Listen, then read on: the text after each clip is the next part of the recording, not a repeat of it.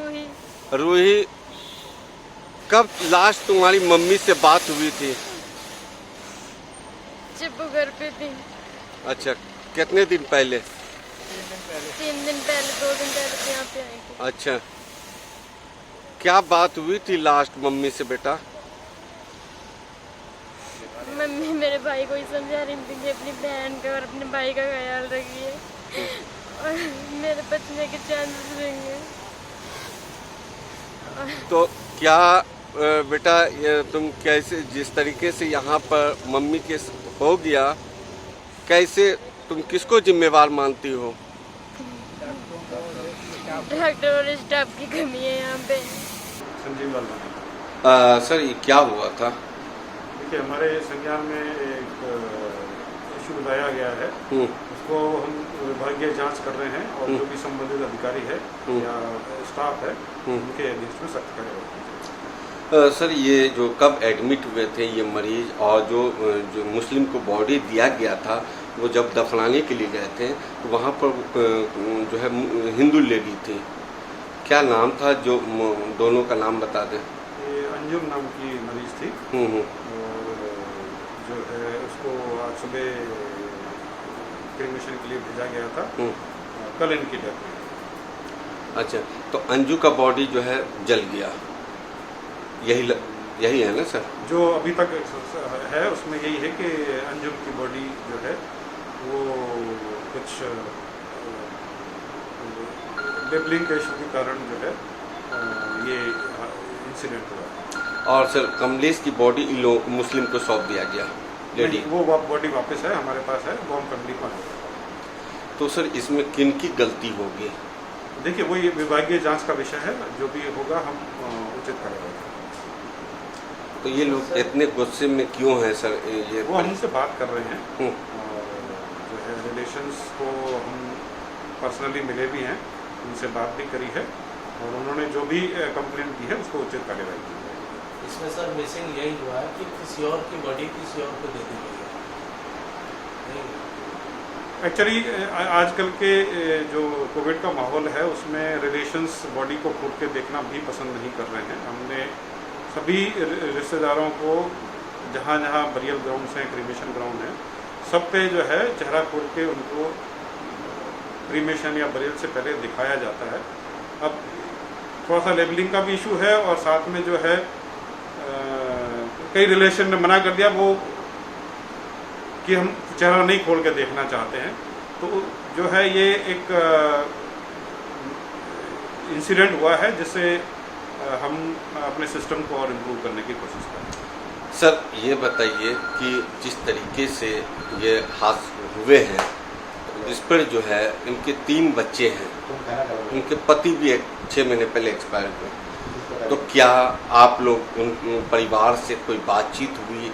और जिस तरीके से इनका कहना था कि हम लोग जो बात करने के लिए आए तो एमएस ने बाउंसर बुला के हम लोगों को मारपीट कर। देखिए, मैंने पर्सनली फैमिली से बात करी है, बच्चों से भी बात करी है। इस दुख की घड़ी में मैं पूरी तरह परिवार के साथ हूँ और पूरी संवेदना मेरे है उनके साथ में कि जो है उनकी माताजी का आज देहांत हो गया और जो है मैंने उनसे पर्सनली मुलाकात की है, सारे रिश्तेदारों से पर्सनली मुलाकात करी है मैंने और मैं उनके साथ हूँ और मेरी पूरी संवेदनाएं तहे दिल से उनके साथ। सर, ये मानते हैं गलती हुई है और आप इसका जांच करेंगे?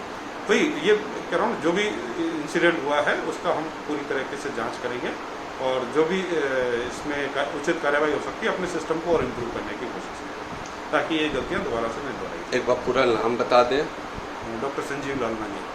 क्या एमएस या एडिशनल एम? प्रोफेसर हूँ ट्रॉमा सेंटर में। सर, सिस्टर के साथ इन लोगों ने बहुत बुरा किया है। जब मैं यहाँ लेके आया था रात में 2 दिन के बाद मैंने यहाँ भर्ती करा, इन्होंने कोविड-19 का बताया। उसके बाद खून भी मांगा, इन्होंने खून भी दिया। खून देने के बाद भी इन्होंने ये कहा कि आपकी पेशेंट की हालत बहुत ख़राब है। उससे पहले बोल रहे थे कि बहुत सही है, फ़ायदा है, और खून देने के बाद 3 पॉइंट खून दिया 3 लोगों ने। उसके बाद बोलते हैं कि इनकी हालत बहुत ख़राब है। उसके बाद रात के 2 बजे बताते हैं कि 11:10 पे इनकी मृत्यु हो गई है। अब इन्होंने कहा कि सुबह 2 घंटे बाद हमें फ़ोन करना, बॉडी के लिए हम बताएंगे आपको। 4 बजे फ़ोन किया था, बोले 7 बजे आना हमारे यहाँ पर। जी, 7 बजे यहाँ पर हम पहुँचे तो इन्होंने हमें एक स्लिप दी और 4 किटें दी और बोला ये कब्रिस्तान लेके जाओ और वहाँ पे ही डेड बॉडी दिखाएंगे। और मैंने उनसे ये भी कहा था मैं भाई हूँ उनका, एक बार मुझे उनकी शक्ल दिखा दो, मगर इन लोगों ने मेरी नहीं सुनी। उसके बावजूद भी वो नाम उसका क्या था, भूपेंद्र नाम का जो एम्बुलेंस में था, वो मुझसे ये बोल रहा था कि मुझे 500 रुपये दे दो, मैं पूरे फैमिली को दिखा दूँगा। तो मेरे लिए 500 रुपये अहमियत नहीं रखते हैं, मेरे लिए मेरी फैमिली को मेरी सिस्टर की सूरत में अहमियत रखती है। मैं 500 क्या 1000 भी दे सकता हूँ, ये ऐसी बात नहीं है। मगर इन्होंने मुझसे कहा, मैंने इस बात पे सहमत हो गया। इन्होंने मुझे 9 बजे बुलाया, बोले ये पर्ची ले जाओ और जब जैसे ही कब्र तैयार हो जाए वैसे मुझे इन्फॉर्म कर देना, मैं बॉडी लेके आ जाऊँगा। अब जैसे ही कब्र तैयार हुई मैंने इन्हें फ़ोन किया, ये बॉडी लेके आए, मगर मैंने पूरी किट पहन के बावजूद भी उनका चेहरा खोलने नहीं दे रहे थे। वो पैसे की जब वो बात आई तो मैंने कि पैसे दूंगा बाद में, पहले खुलने दो, मैं चेहरा दिखाओ पहले मेरी सिस्टर का। मैंने जब चेहरा देखा तो मेरी सिस्टर थी नहीं, तो मैंने उनसे कहा था मैंने कि ये कौन है। उसके बाद मैंने उस पर वाइट पे उसमें नाम लिखा देखा तो कोई हिंदू लेडीज़ थी, कुसुमलता नाम से कोई लेडीज़ थी, गाज़ियाबाद की रहने वाली, डॉक्टर साहब बता रहे हैं वो थी। तो ये बोले कि सॉरी गलती हो गई, हम जो है देखते हैं, हम जो है कि लेके आते हैं अभी बॉडी आपकी। उसके बाद हमने इन्हें भेज दिया। उसके बाद 11 बजे फ़ोन किया, इनका कोई फ़ोन उठाया नहीं इन्होंने। आप लोग कब्र में जब अपनी सिस्टर को दफनाने के लिए वहाँ पर गए जी, जब कब्र में रखे तो आपने मुंह खोला जी, तो आपने क्या देखा? मैंने ये देखा कि वो मेरी सिस्टर थी नहीं, वो कोई हिंदू लेडीज़ थी, खुशनुता नाम था उनका, गाज़ियाबाद की रहने वाली थी। मैंने उन्होंने देख के ये कहा था मेरी सिस्टर ये है ही नहीं। तो ये बोले सॉरी गलती होगी, मैं लेके आता हूँ। 11 बजे से लेके इन्हें 3 बजे तक मुझे ये कहते हो गया आ रहा हूँ, 1 घंटे में आ रहा हूँ, कि बत्ती पे हूँ, लाल बत्ती पे। और या उसके बाद मैं फ़ोन करता हूँ, 20 फ़ोन करता हूँ, ये भूपेंद्र नाम का लड़का ये फ़ोन ही नहीं उठाता है मेरा। उसके बावजूद भी, फ़ोन ना उठाने के बावजूद भी ये मेरा फ़ोन उठाया, कम से कम 30-35 कॉल होने के बावजूद भी। बहन की मौत हो गई, आपने जब बॉडी देखा वो आपकी बहन की नहीं थी? नहीं, उसके बाद क्या पता लगा? उसके बाद मुझे ये पता लगा, मैंने इनसे कहा कि मुझे मेरी बहन की बॉडी चाहिए। ये बोले हम अभी लेके आते हैं। बॉडी लेने ये पहुँचे 3 बज गए, ये बॉडी लेके ही नहीं आए। फिर हार खा के हमें जो है हॉस्पिटल ट्रामा सेंटर में आना पड़ा। यहाँ आने के बावजूद भी इन लोगों ने जो है हमें बॉडी के बारे में कोई इन्फॉर्मेशन दी। इससे पहले भी 2 बंदे भेजे थे हमने, इससे पहले उस पर उन्हें भी कह दिया था इन्होंने कि हमारे जो है बॉडी जो है आपकी यहाँ से निकल चुकी है, 10-15 मिनट में पहुँच जाएगी।